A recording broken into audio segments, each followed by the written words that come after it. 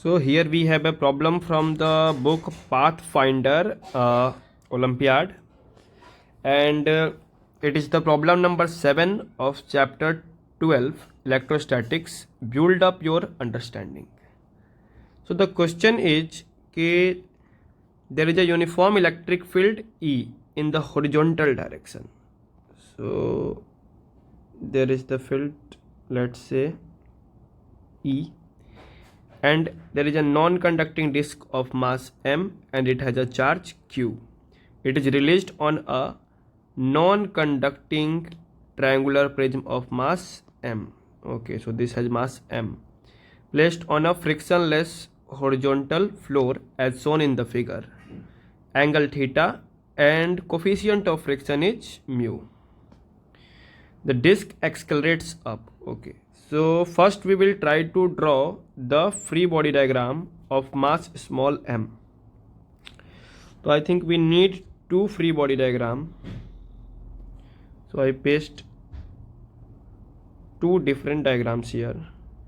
One I will use later.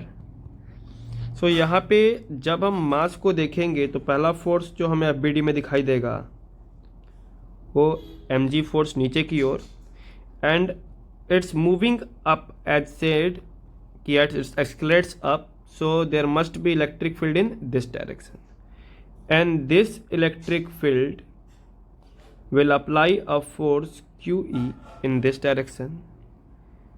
After that there will be a normal reaction force in this direction, and as it is moving up, so there will be a frictional force, and this frictional force must be kinetic friction as the block is moving. Now we will try to break the components and write the equation. First, try to find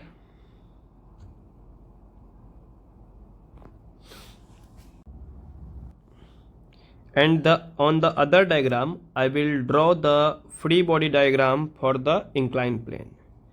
So inclined plane will have a normal reaction N from the block, a force in downward direction that is mg, and there will be another normal from the ground, and there will be a frictional force in upward direction. So these two forces are action reaction pair. So अगर ऊपर वाले small mass पे friction नीचे की ओर लग रहा है तो कैपिटल वाले पे ये फ्रिक्शन ऊपर की ओर लगेगा. थोड़ा सा मैं इसको सेट कर दूं तो ये कुछ ऐसा रहा होगा. इसके अलावा ये जो बड़ा ब्लॉक है ये इस डायरेक्शन में लेट्स से कि कुछ a डैश एक्सक्लेरेशन से मूव करेगा, और हमें जो निकालना है यही a डैश एक्सक्लेरेशन निकालना है. अब हम एक एक करके देखें तो यहाँ अगर ये फ्रेम मूव कर रहा है और मैं फोर्स बैलेंस करना चाहता हूँ तो मैं इस ब्लॉक के फ्रेम पे बैठ जाता हूँ, और जब मैं ब्लॉक के फ्रेम पे बैठ के देखूँगा तो मुझे एक सूडो फोर्स भी दिखाई देगा जो इस डायरेक्शन में होगा, और क्योंकि ये ब्लॉक मूव कर रहा है a डैश से तो इधर की ओर होगा m a डैश का एक फोर्स. अब हम इस स्मॉल मास पे फोर्स बैलेंस करेंगे. तो balancing force on small m, पहले परपेंडिकुलर टू इंक्लाइन करते हैं.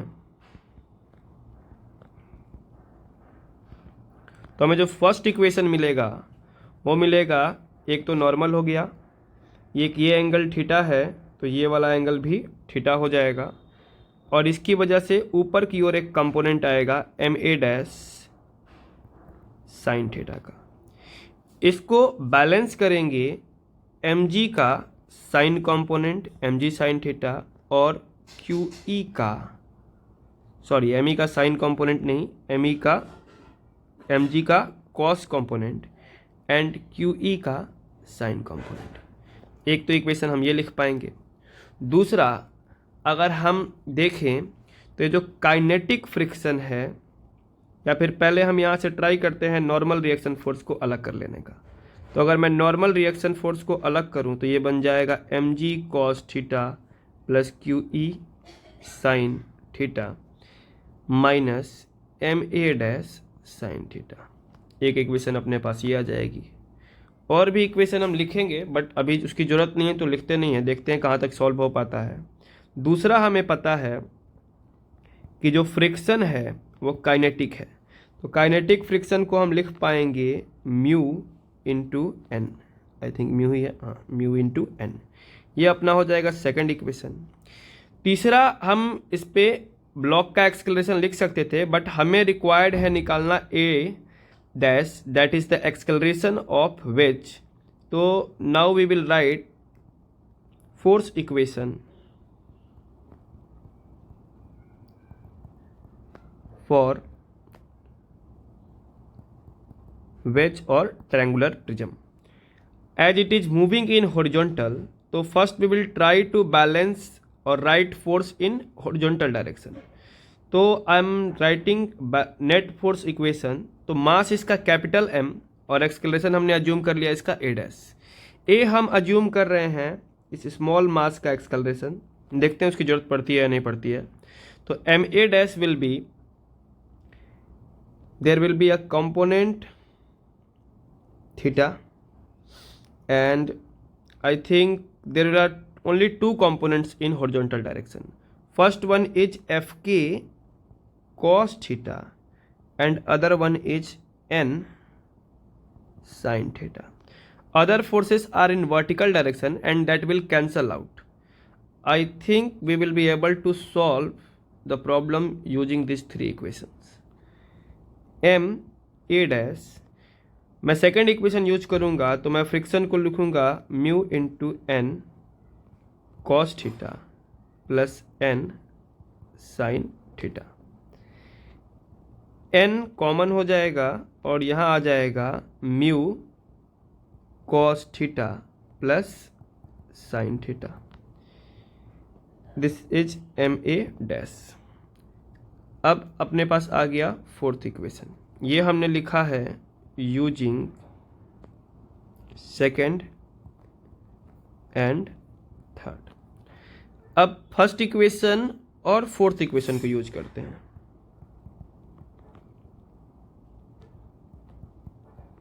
तो आएगा अपने पास MA डैश, एन की वैल्यू को एज इट इज कॉपी करता हूं मैं,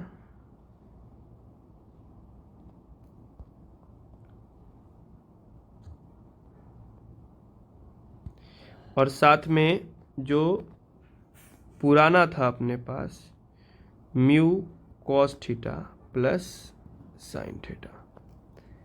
यहाँ पे हम देखेंगे तो अपने पास एक A डैश का टर्म है लेफ्ट में भी और राइट में ही, उसको ही सेपरेट आउट करना है हमें। तो ये बन जाएगा mg cos theta plus QE sine theta, साथ में आ गया अपना म्यू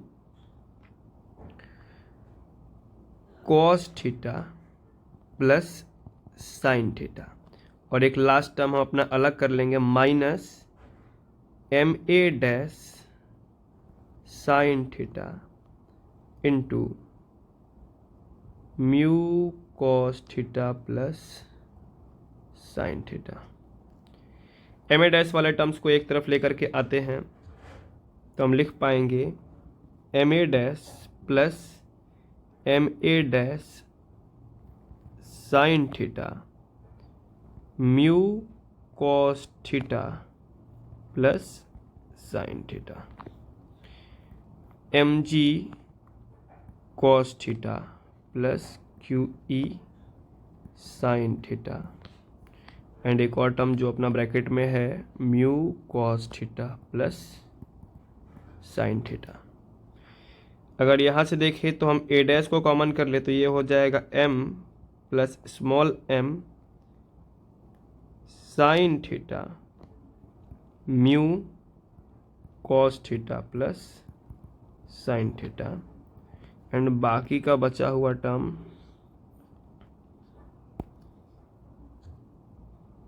हम यहाँ रख सकते हैं। A डैश की जो वैल्यू है वो हो जाएगी mg cos theta, QE sin theta, साथ में आएगा mu cos theta plus sin theta, और डिनोमिनेटर में आ जाएगा m plus small m sin theta mu cos theta plus sin theta. I think this is the answer. Let me check.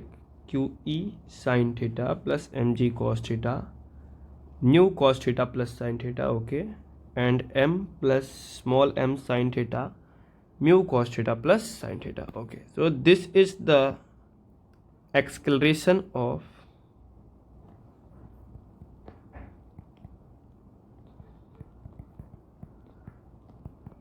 prism which we need to find in this problem. Okay, thank you.